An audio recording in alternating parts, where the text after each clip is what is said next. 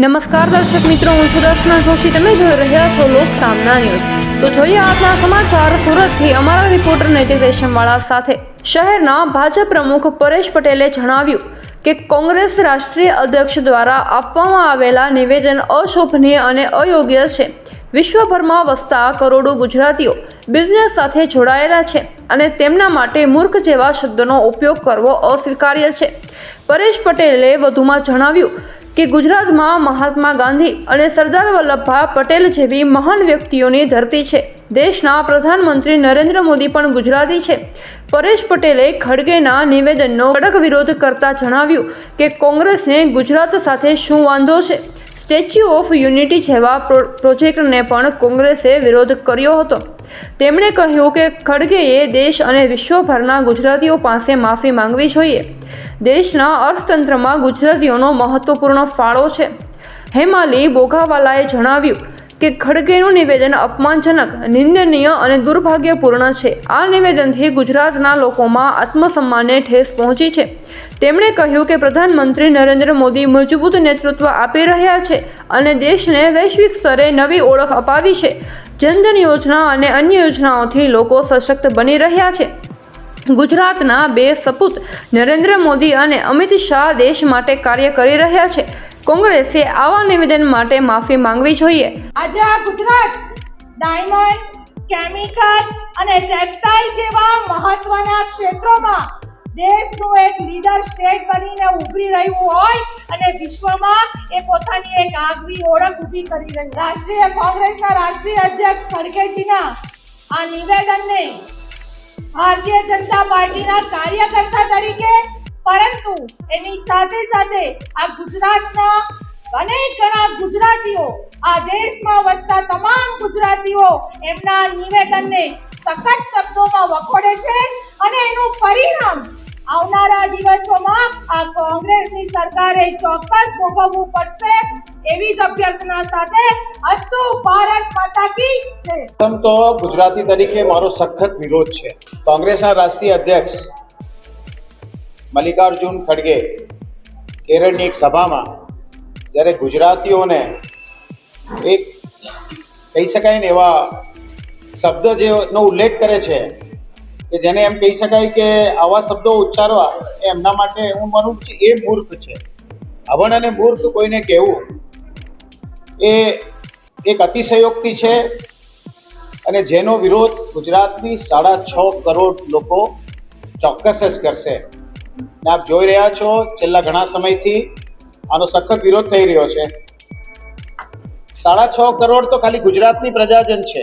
એ ઉપરાંત પૂરા ભારતમાં અને વિશ્વમાં ગુજરાતીઓનો પ્રસાર થયો છે.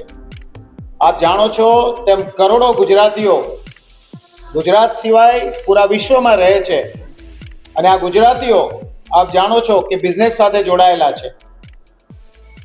મૂર્ખ શબ્દ વાપરવો કે અભણ શબ્દ વાપરવો એટલા માટે અયોગ્ય છે કે જ્યારે ઇન્ટરનેશનલ કક્ષાએ જો ગુજરાતીઓ કામ કરી શકતા હોય તે અભણ ના હોય એ સ્વાભાવિક વાત છે.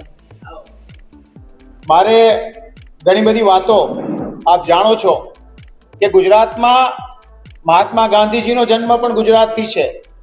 સરદાર વલ્લભભાઈ પટેલ સાહેબનો જન્મ પણ ગુજરાતથી છે અને એમણે જે ભારત દેશ માટે બંને નેતાઓએ જે કામ કર્યું છે એ ઉપરાંત પૂરા વિશ્વમાં એમની નામના છે, એમની ખ્યાતિ છે. ત્યારે ગુજરાતીઓ માટે આવા શબ્દો વાપરવા યોગ્ય નથી. છેલ્લા 25 વર્ષથી સતત જેમણે નેતૃત્વ પૂરું પાડ્યું છે પૂરા ભારતને એવા માનનીય પ્રધાનમંત્રી શ્રી નરેન્દ્ર મોદીજી ગુજરાતથી છે. માનનીય અમિત શાહ સાહેબ જેઓ ગુજરાતથી છે અને જેને વિશ્વગુરુ કહે છે, જેના માટે માનનીય નરેન્દ્ર મોદી સાહેબ માટે એક એવા નેતા છે કે જેને વિશ્વએ સ્વીકાર્યા છે પણ ગુજરાતી છે. ત્યારે આમ મલ્લિકાર્જુન જે શબ્દોનો ઉપયોગ કરે છે એ અયોગ્ય છે અને એનો અમે ફરી એમના શબ્દોને વખોડીએ છીએ, એમનો વિરોધ કરીએ છીએ. આ ઉપરાંત અનેક વાતો છે. ધારો કે આપ કહો છો કોંગ્રેસ હંમેશા, મને એ સમજ નથી પડતી કે કોંગ્રેસને ગુજરાતીઓ સામે વાંધો શું છે, શા માટે ગુજરાતીઓનો વિરોધ કરે છે. અને કોંગ્રેસે આ એક બાબતે નહીં, આપ જાણો છો ત્યારે જ્યારે સ્ટેચ્યુ ઓફ યુનિટી નું બાંધકામ ચાલી રહ્યું હતું ત્યારે પણ કોંગ્રેસે વિરોધ કર્યો.